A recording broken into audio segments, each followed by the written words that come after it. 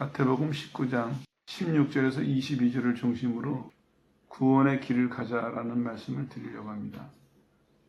구원은 하나님의 선물이에요. 선물은 분명한데 이제 여기서 선물이라는 얘기는 내 공로가 들어가지 않는다는 얘기죠. 그냥 주어지는 것인데, 근데 구원받는 과정에서 하나님께서는 우리를 믿음으로 참여시키고 계세요. 그래서 이제 교회에서도 전도할 때 보면 영접해라 이렇게 권하는 거거든요. 분명히 선물이에요. 근데 믿음으로 참여해야 돼요. 그 관계는 교리 시간에 나중에 다시 말씀드리기로 하고, 오늘은 그런 것을 배경으로 구원의 과정에서 하나님의 역사심은 무엇이고 사람은 어떻게 참여해야 되는가, 이 부분을 말씀드리려고 합니다. 첫 번째로 보면은 하나님은 누구를 구원하실 때 관심을 주세요. 그 사람 마음속에. 본문에 나오는 청년도 보면 강렬한 영적 갈망을 가지고 있었습니다. 그래서 16절에 보니까 선한 일에 관심을 많이 가졌고 또 노력하면서 살았습니다.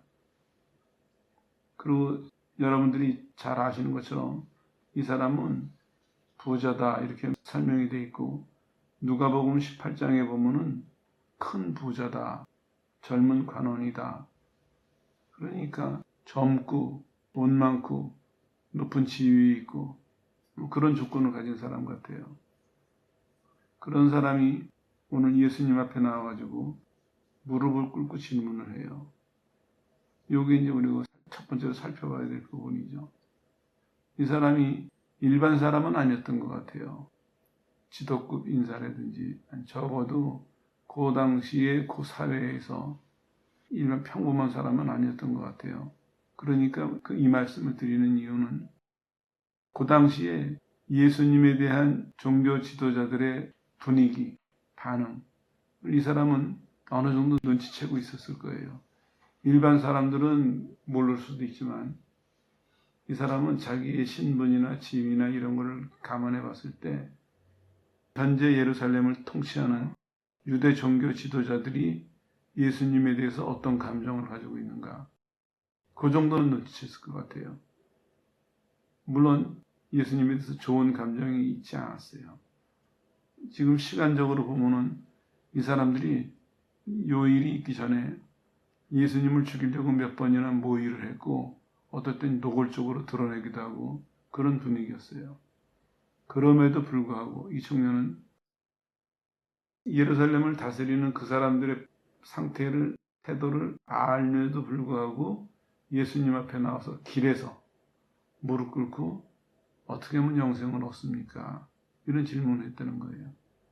이 모습이 우리에게 뭘 얘기해 주냐면, 이 사람은 구원에 관해서 굉장한 관심이 있었구나. 이 사람은 구원을 얻으려고 상당히 노력하는 사람이구나. 이런 것을 느끼게 해줄 수 있어요. 맞아요. 하나님께서 누구를 구원하실 때 보면 그 사람 마음속에 관심을 솔솔 불러일으키셔요. 근데 사람 다 똑같지는 않겠지만 논리적으로 좀 설명을 해보면 처음에는 궁금해해요. 그게 뭘까? 궁금증을 주신 다음에 그게 조금 커져요. 나도 갖고 싶다. 열망을 주세요. 그 다음에는 내 가져야 되겠다. 찾아 나서요. 이런 과정을 길게 자세히 겪을 수도 있고 딱 한꺼번에 모아서 겪을 수도 있는데, 아무튼 한 사람이 구원받는 과정에서 첫 번째로 관심을 주십니다. 이 강조하고 넘어가는 이유가 처음에 믿을 때 이 사람이 어떻게 시작을 했는가, 그거를 살펴보면은 이 사람이 앞으로 신앙생활을 어떻게 할 건가를 대략 예측을 할 수가 있습니다. 왜냐하면 예수 믿는 사람이라고 다 똑같지 않더라고요. 예수는 믿는데 어떤 사람은 아무 생각 없이 교회에 나왔어요. 믿는다고 그러고 아무 생각 없이 교회 다녀요. 살펴보면은 그 사람이 지금까지 살아오면서 한 번이라도 하나님이나 혹은 구원이나 이런 문제에 대해서 관심을 가져본 적이 없어요. 그런 사람은 상대적으로 어떻게 되겠습니까? 신앙에 대해서 밋밋할 수밖에 없어요. 관심이 없었으니까 얻는 것도 없었어요.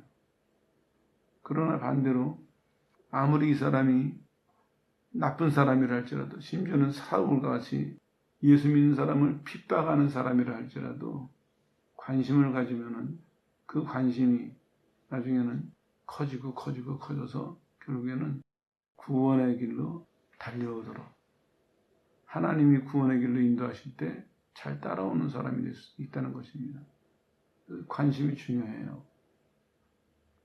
그래서 전도할 때 우리가 소개는 하지만 강요해서는 안 돼요.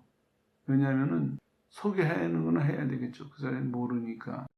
그렇지만 소개하는 과정에서 성령이 역사하셔서 성령이 그 사람 마음속에 관심을 일으키셔야 돼요. 설교도 난 마찬가지라고 생각해요. 설교도 사람들은 자꾸 설교를 통해서 뭔가를 이루려고 하는데 주의해야 될 것이 있습니다. 뭐냐면 분명히 설교하면 결과가 있어야 되겠죠. 그러나 빼먹지 말아야 될 것이 하나님의 역사입니다. 설교는 내가 생각하기로는 하나님 말씀을 통해서 여러분의 관심을 일으켜야 됩니다. 그러면 여러분 가운데서 오늘 구원받기로 준비된 사람이라든지 하나님께서 주시는 복을 받기로 준비가 된 사람은 본인이 가지고 있던 관심이 열매로 연결이 돼요. 이게 중요합니다. 쉬운 예로서 왜 부흥회 때 은혜를 더 받습니까? 왜 기도원 가면 은혜를 더 받습니까? 다르기 때문이에요. 교회에서 그냥 늘 다니던 태도랑 안에 기도원에 가서라도 기도해야 되겠다. 그 사람의 관심으로부터 나오는 그 사람의 태도 다르거든요. 부흥회 때도 마찬가지입니다. 내가 1년 그냥 아무 생각 없이 다녔지만 부흥회를 한다 그러니까 정신 차리고 이번에 은혜를 받자. 그 사람의 관심이 달라지면 태도가 달라져요. 그러면 하나님께서 주시는 은혜를 많이 받을 수가 있어요. 다시 말하면 이런 얘기예요. 하나님은 늘 은혜를 주시는데 문제는 우리의 태도 때문에 받기도 하고 못 받기도 하는 거예요. 그런 맥락에서 이해한다면 하나님은 누구를 구원하실 때 관심을 자극하세요. 이거 살펴봐야 됩니다. 여러분 자신을 살펴보세요. 나는 구원받을 때 하나님께서 내 관심을 자극시키셨나? 나는 구원에 관심을 가지고 나왔나? 아니면 그냥 다니려니까 다니고 받았다니까 받은 것 같고, 그런 사람은 신앙의 생명력이 없어요. 계속 남의 거예요. 계속 구경꾼이에요. 그러나 어느 날 관심이 생겼고 그 관심을 붙들고 따라가다 보니까 이제 이게 내 것이 되었고 생명력이 있어요. 내 속에서. 이런 과정입니다. 첫 번째 이제 관심을 주신 다음에 두 번째로는 시각을 바꿔주세요. 이 청년이 보면은 영생에 대해서 열망은 있었어요. 어떻게 하면 내가 영생을 얻을까 궁금하기도 하고 또 이걸 얻으려고 많은 노력도 했어요. 근데 문제는 이걸 얻는 기본적인 지식과 방법은 몰랐어요. 그러니까 어떻게 되냐면 모르니까 자기가 자기 힘으로 해결하려고 해요. 자기 힘으로 해결하려고 하니까 어떻게 되겠습니까? 자꾸 조건을 달아요. 그래서 예수님께도 그렇게 질문해 보죠. 내가 무슨 선한 일을 해야 영생을 얻겠습니까? 예수님이 영생을 주러 오신 분인 것은 맞아요. 근데 중요한 건 주러 오셨어요. 주러. 영생을. 근데 이 사람은 영생을 사모는 했지만, 좋다고는 생각했지만, 얻는 방법을 모르니까, 자기가 무슨 조건을 채우면은 영생을 주시지 않을까. 이렇게 이제 생각을 한 거죠. 그냥 물어봅니다. 그러고 나서 이제 예수님하고 대화가 이렇게 이어져요. 그러니까 예수님께서 이 사람을 단계별로 지금 이제 데리고 가세요. 어떻게 데려가시냐면은 처음에는 인간관계에서 물어보세요. 살인하지 말라, 간음하지 말라, 도둑질하지 말라, 거짓 증거하지 말라, 부모로 공경해라, 이웃은 내용과 같이 사랑해라. 인간관계에서 먼저 물어보세요. 그러니까 이 사람이 아주 씩씩하게 대답을 해요. 이 모든 것을 내가 지켰습니다. 아직 뭐 할 일이 더 있습니까? 이렇게 얘기를 해요. 그때 예수님께서 이 사람의 생각을 하나님 쪽으로 옮겨 놓으세요. 그리고 뭐라 그러냐면 하나님의 계명을 지켜라. 여기서 이제 이 사람이 걸린 거예요. 지금 이 사람은 계명을 어떻게 이해하고 있냐면 하나님의 말씀으로 믿었겠죠. 근데 문제가 내가 그거를 지켜서 구원을 얻는다. 상도 마찬가지예요. 내가 지켜서 그것을 받는다. 자기가 중심이 돼 있어요. 그러니까 예수님께서 이거를 생각을 바꿔놓으세요. 하나님의 계명을 지켜라. 조금만 생각이 있는 사람이라면 지금까지는 어떻게 살았냐면은 영생을 얻기 위해서 내가 알아보고 내가 실천하고 내가 노력하고 그렇게 살았어요. 근데 결정적인 단어 하나가 여기 들어갑니다. 하나님의 계명을 지켜라. 지금까지는 이 사람이 하나님의 계명을 지킨다고 생각했지만 누구의 관점에서 봤습니까? 자기의 시각에서 본 거예요. 자기의 관점에서. 그랬는데 예수님이 지적하시는 것은 하나님의 계명이다. 그러면은 여기서 이제 깨달아야 될 것이 이게 내가 생각했던 거랑 다른 거구나. 내가 이해하는 계명이라면 이제 물론 대부분 윤리적인 것이지만 내가 이해하는 계명이라면 수준이 어디겠습니까? 내 수준이거든요. 세상 사람들의 수준 정도거든요. 근데 이게 하나님의 계명이라고 하면 어떻게 됩니까? 수준이 달라져요.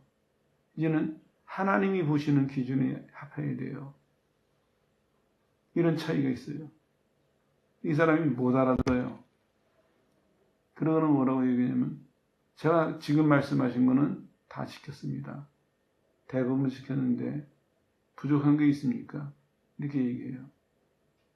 그럴 때 예수님께서 이제 이 사람의 시각을 어떻게 바꿔주시냐면 자기가 지켰다는 자부심을 버리게 하세요.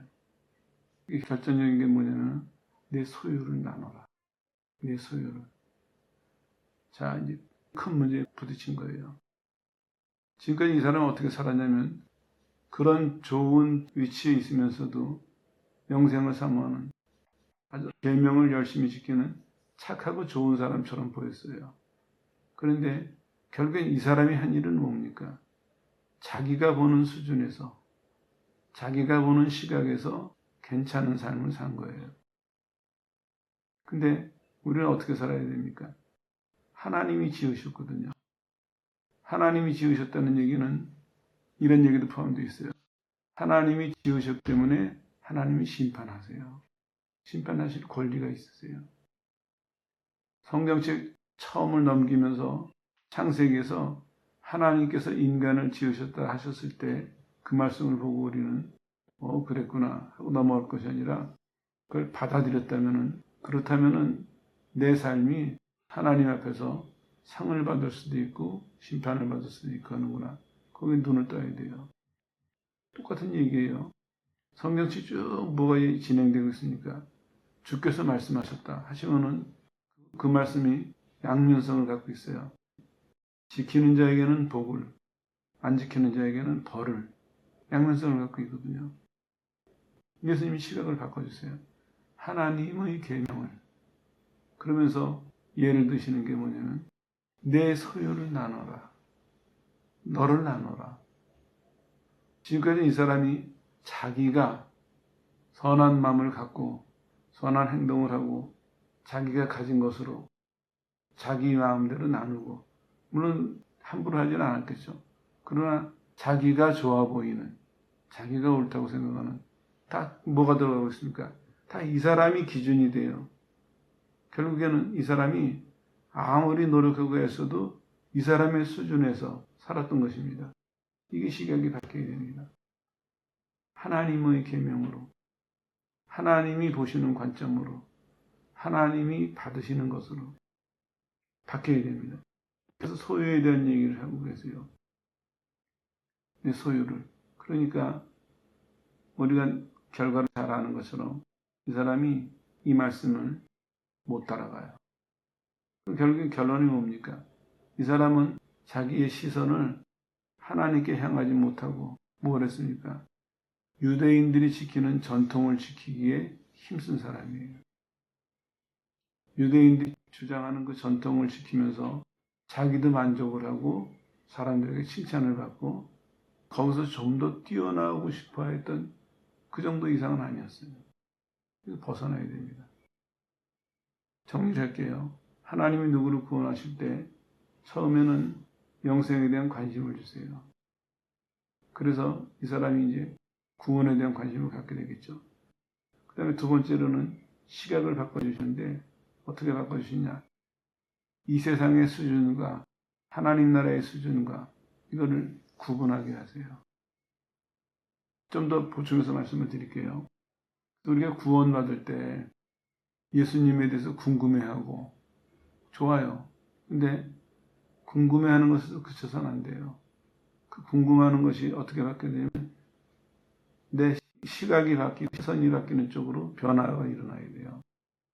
제일 먼저 어디서냐면 내 자신에게서. 이 사람이 지금 예수님하고 대항하는 태도를 보세요. 예수님께서 말씀을 하시니까 그거 다 했는데요. 그 태도가 자기가 자기를 바라보는 태도였어요. 실제로 구원받을 때 보면요. 사람이 제일 먼저 뭐가 달라지냐면은 자기에 대한 인식이 달라져요. 구원받기 전에는 사람마다 이제 다르겠죠.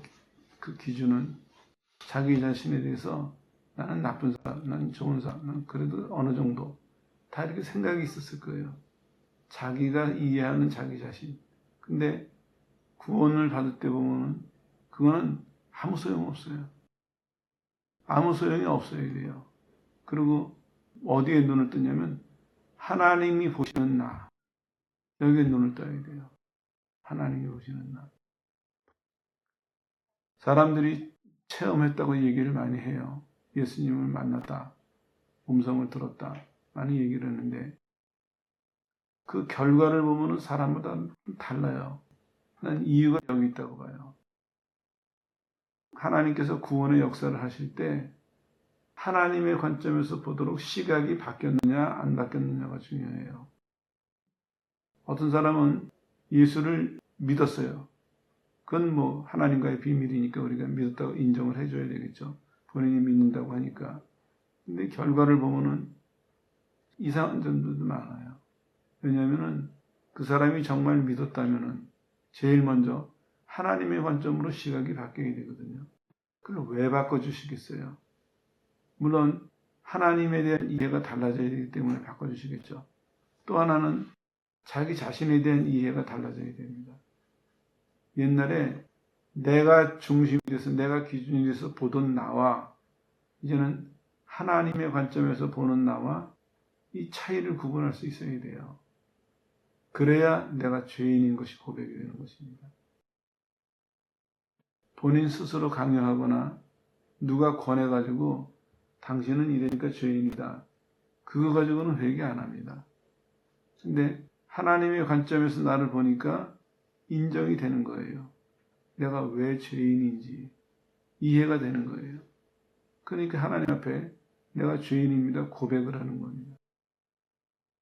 이 시각이 안 바뀌어 놓으면 이 사람은 하나님을 믿는다고 하지만 자기 기준으로 생각하니까 그러니까 자기식으로 믿는 거예요.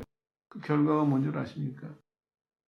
성경에서 말하는 말씀들이 잘 이해가 안 가요. 믿는 자에게 주시는 깊은 내적인 평안이나 기쁨이나 감사나 없어요. 물론 이렇게 얘기할 거예요. 왜 나도 살면서 기뻐하고 했는데 냉정하게 생각해 보세요. 뭘로 기뻐했습니까?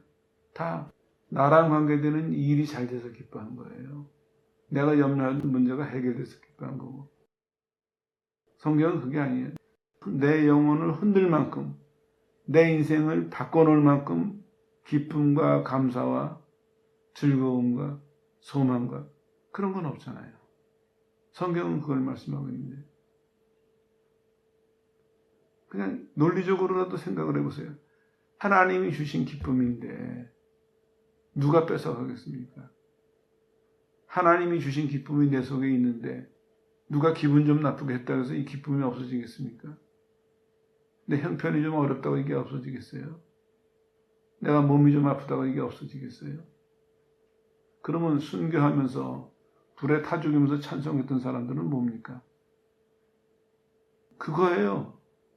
그 사람 속에 있는 기쁨과 즐거움과 감사함이 불에 타 죽어도 하나님께 감사하고 기쁘고 즐겁고, 불에 타 죽는 고통도 이 사람을 물러서지 않게 하는 그런 기쁨이에요. 억지로가 아니에요. 만약에 억지로 했다면 애들은 못 견디겠죠. 근데 예전에 순교한 사람들 기록을 보면은 애들도 같이 그랬어요. 같이 찬송했어요. 그 고통의 순간에 두려워하는 거 없이. 이거를 사람은 이렇게 이해할 수도 있어요.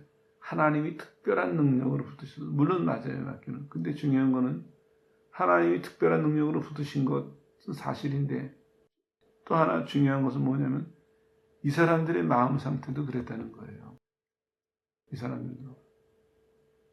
말 나오면 매듭짓죠. 우리 조심해야 될 것이, 우리가 믿음을 잘못 이해하고 있어요. 믿음은 하나님이 인도하세요. 하나님이 주시고 하나님이 인도하세요. 그리고 나도 전심으로 참여하게 돼요. 그럼 이제 구원론의 논쟁이 생기는데, 여기서 논쟁하는 사람은 모르는 사람들이에요. 이걸 받아본 사람, 아는 사람은 맞아.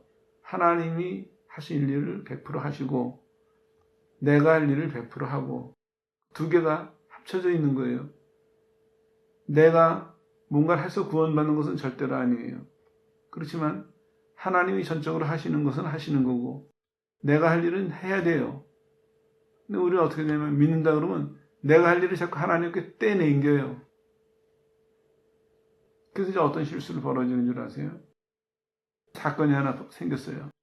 어려운 일이 생겼어요.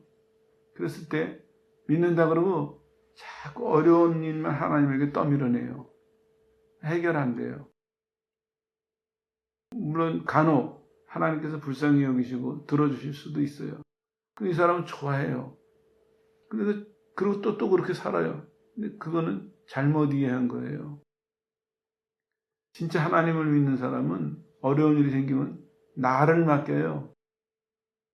문제가 가는 것이 아니라 내가 가요, 하나님께로. 그리고 그 문제가 어떻게 해결이 되든지 간에, 어떻게 진행이 되든지 간에 나는 하나님 안에서 그걸 기다려요. 그리고 어떤 결과를 주시든지 주시는 대로 내가 받겠습니다. 다르죠. 이게 믿음이에요. 이게 성경이 말하는 믿음이에요.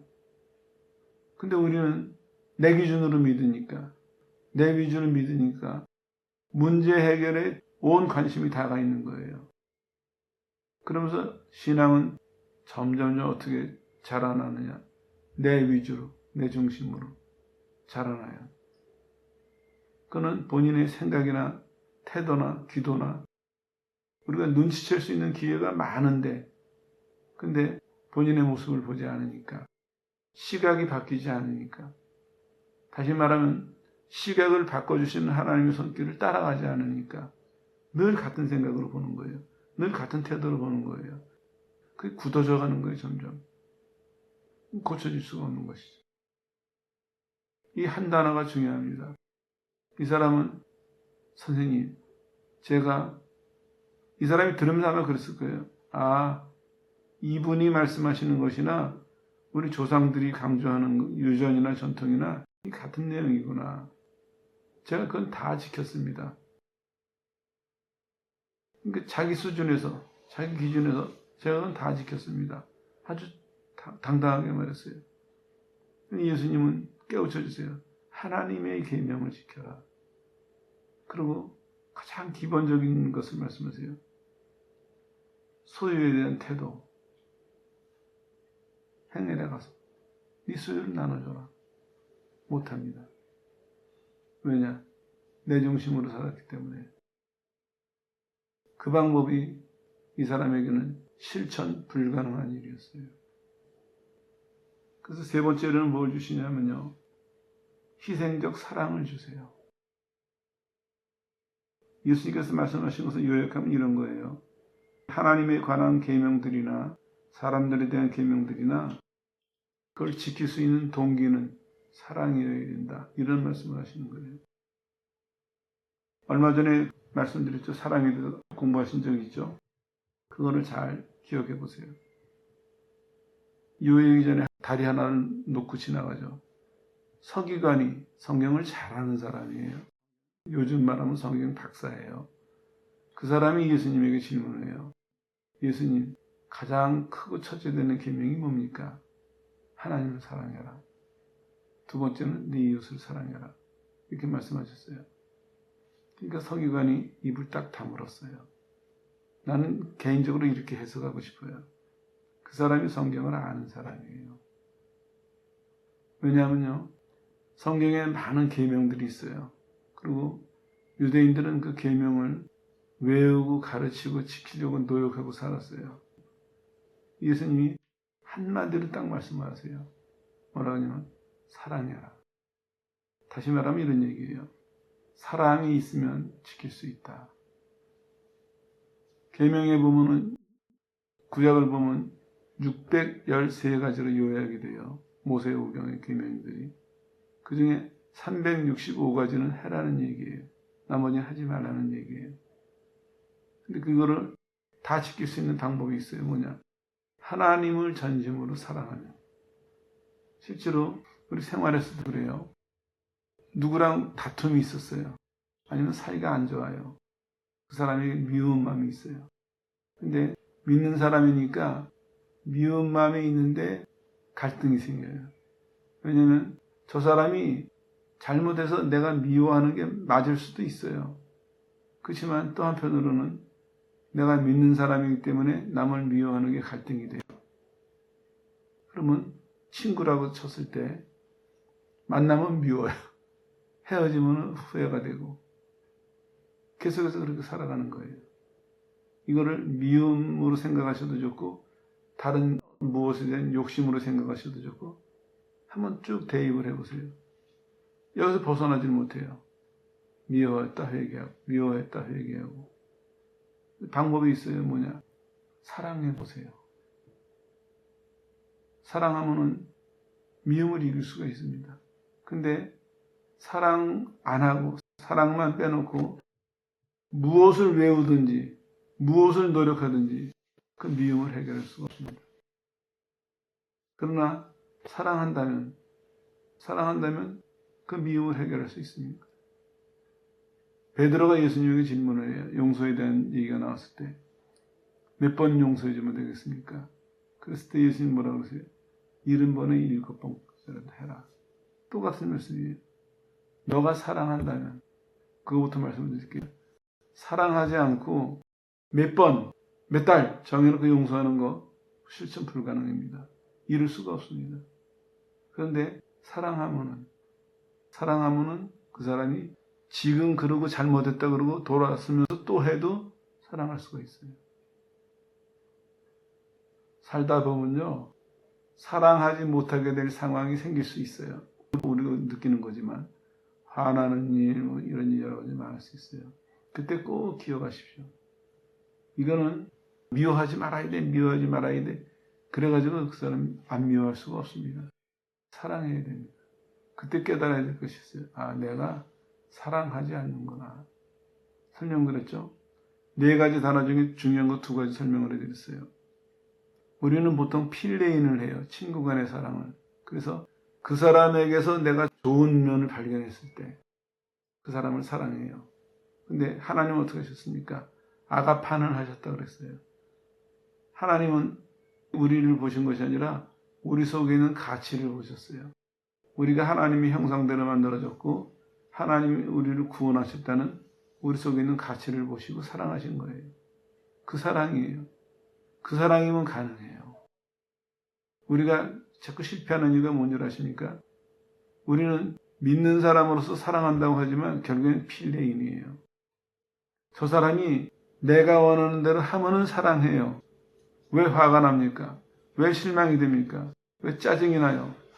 저 사람이 내가 원하는 대로 하지 않았기 때문이거든요. 내 생각하고 다르고 내 마음하고 다르고 내가 바라는 것과 다른 것 때문에 화가 나는 거거든요. 근데 만약에 그 사람이 무슨 생각을 하고 무슨 말을 하고 무슨 행동을 하더라도 우리는 그 사람 속에 하나님이 저 사람을 구원하셨다. 하나님이 저 사람을 창조하셨다. 해서 거기에서 그 사람의 가치를 본다면 참을 수가 있어요. 기다릴 수가 있습니다. 나를 다스릴 수가 있어요.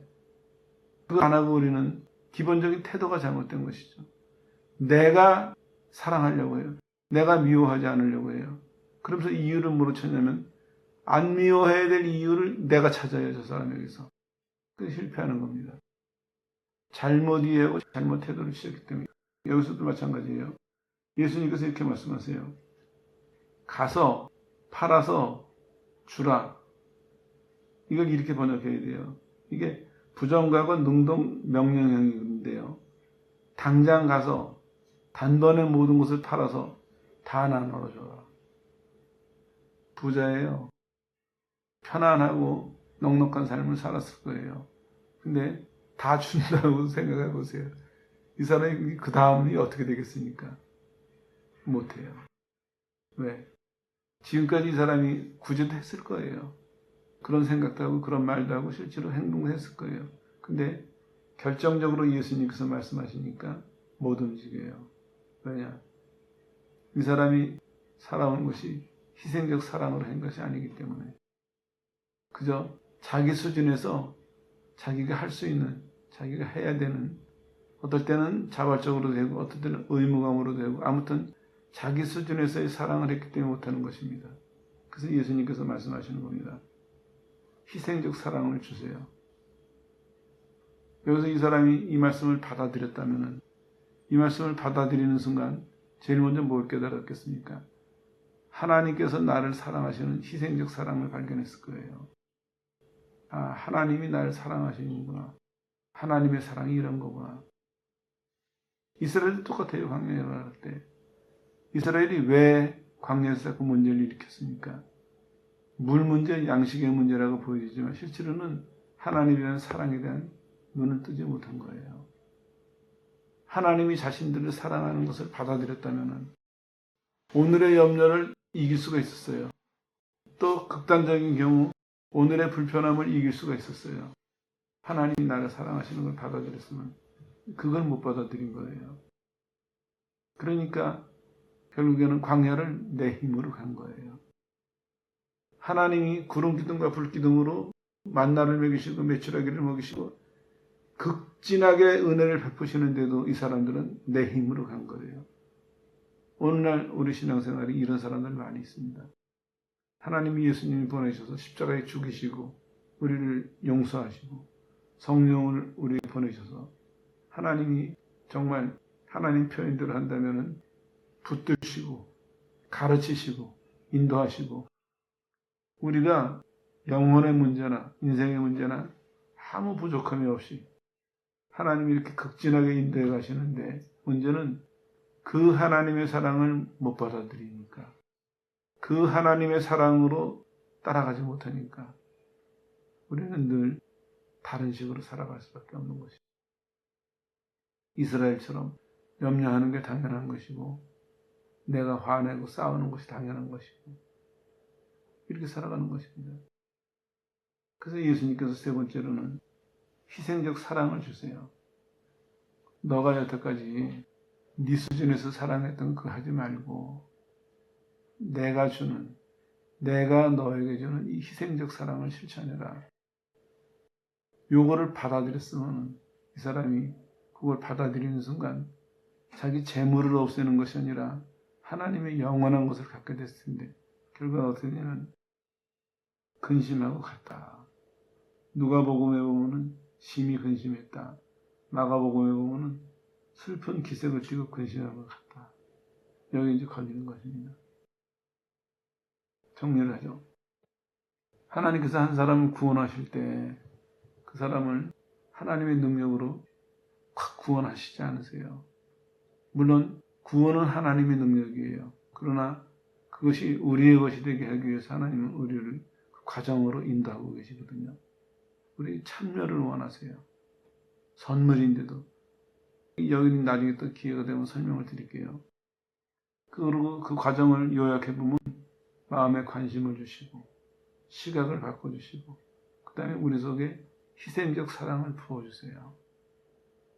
두려워할 필요는 없습니다. 왜냐하면 하나님이 하시는 거기 때문에 하나님은 나한테 주신 다음에 명령하세요. 하나님은 네가 행하면 주겠다 이렇게 하시지 않습니다. 우리가 성경적으로 생각해 본다면 이 청년에게 대화 도중에 그를 말씀하셨을 거예요. 희생적 사랑을. 그리고 예수님의 생애를 넓게 생각해 보면 계속해서 병 고치시고 설교하시고 가르치시면서 뭘 말씀하셨습니까? 자신의 죽음을 말씀하셨어요. 자신의 죽음을. 지혜로운 사람이라면 이걸 알아들을 수 있어야 돼요. 병을 고쳐주시면서도 자신의 죽음을 말씀하셨어요. 설교를 하시면서 자신의 죽음을 말씀하셨어요. 결국엔 무슨 얘기입니까? 내가 지금 너희들에게 행하는 일들, 너희들에게 지금 설명하는 일들이 다 너희를 위해서 대신 죽는 나의 죽음을 근거한 것이다. 이런 얘기거든요. 그 희생적 사랑에 눈을 뜬 사람은 오늘 희생적 사랑을 주실 때 받아들일 수가 있겠죠. 나도 거기에 참여하겠습니다. 주님이 다 주셨으니까 나도 다 드립니다. 참여할 수 있겠죠. 하나님은 우리에게 무모하게 명령하시는 분이 아니세요. 하나님이 우리에게 희생적 사랑을 베푸시고 그리고 우리에게 그 사랑을 실천하라고 말씀하시는 분이에요. 그러면 주신다고 지금 표현한 이유도 그겁니다. 관심을 주시고 시각을 바꿔주시고 희생적 사랑을 주시고 그러면서 우리가 구원의 길에 참여하도록 인도해 가십니다. 설명한 얘기를 요약해 보면 이런 얘기예요. 구원받기에 조금도 부족함이 없이 하나님께서는 베풀어 주시고 인도해 가시거든요. 이걸 근거로 여러분도 자신을 한번 쭉 돌이켜 보세요. 내가 구원받는 과정에서 하나님이 내 속에서 어떻게 역사하셨나. 내 생각을 바꿔주시고 내 마음을 바꿔주시고 이게 발견이 돼야 됩니다. 그리고 중요한 것은요. 이게 발견이 되면은 내 구원이 더 확실해져요. 다른 것이 증거가 아니라 하나님이 내 마음을 움직이셔서 하나님이 내 마음을 여셔서 예수님의 구원을 받아들이게 하셨구나. 이제 그거 따라오게 하셨구나. 그것이 나한테 확신입니다. 또 하나는 이거를 이해하고 따라가는 사람은 앞으로 신앙생활에도 똑같아요. 계속해서 하나님께서 하나님 말씀을 지킬 수 있도록 그 사람 마음속에 관심을 주시고 시각을 바꿔주시고 능력을 주시고 그렇게 신앙생활 하는 거예요. 시작도 그렇게 했고 계속 그렇게 하는 거예요. 그런 사람들은 구원받는 것도 구원받은 후에 생활하는 것도 너무나 당연하고 너무나 쉬워요. 그런데 여기서 뭔가 문제가 일어나 있으니까 여기서 뭔가 잘못 이해하거나 이걸 잘못 받아들였거나 했기 때문에 이렇게 완벽한 구원의 길이 어렵게 여겨지고 힘들게 여겨지는 것입니다. 또 구원을 하나님의 은혜로 받았지만 구원받은 자의 그 삶도 왜 힘겹게 어렵게 여겨지느냐? 똑같은 이치예요. 구원의 길을 우리가 이해하고 받아들이는데 어딘가 어느 부분에선가 문제가 있었기 때문에 구원받는 것도 구원받은 이후에 살아가는 것도 힘들게 여겨지는 거거든요. 이거를 찾으세요. 하나님 앞에 기도해서 찾으셔서 하나님은 가르쳐 주시려고 오늘 이 말씀을 하시는 겁니다. 누구든지 관심을 갖고 찾으려고 하면 그 문제가 풀어져요. 그 다음에는 그때 여러분들이 고백할 거예요. 아, 믿는 사람에게 시온의 대로가 열린다고 하는 것이 이게 형통이구나.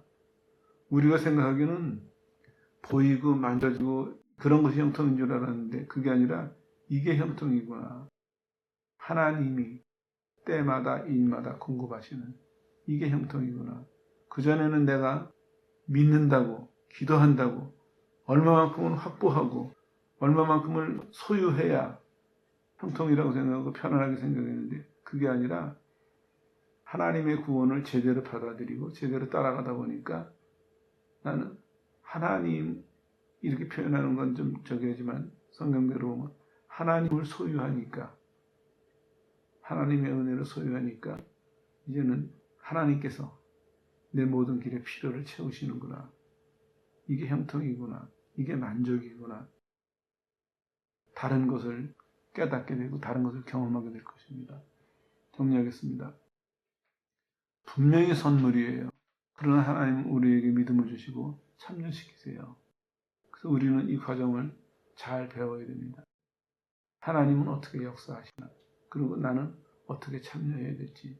이것이 구원받을 때뿐만 아니라 구원받은 다음에 천국 갈 때까지도 지속적으로 하나님은 어떻게 역사하시나? 나는 어떻게 참여해야 되나?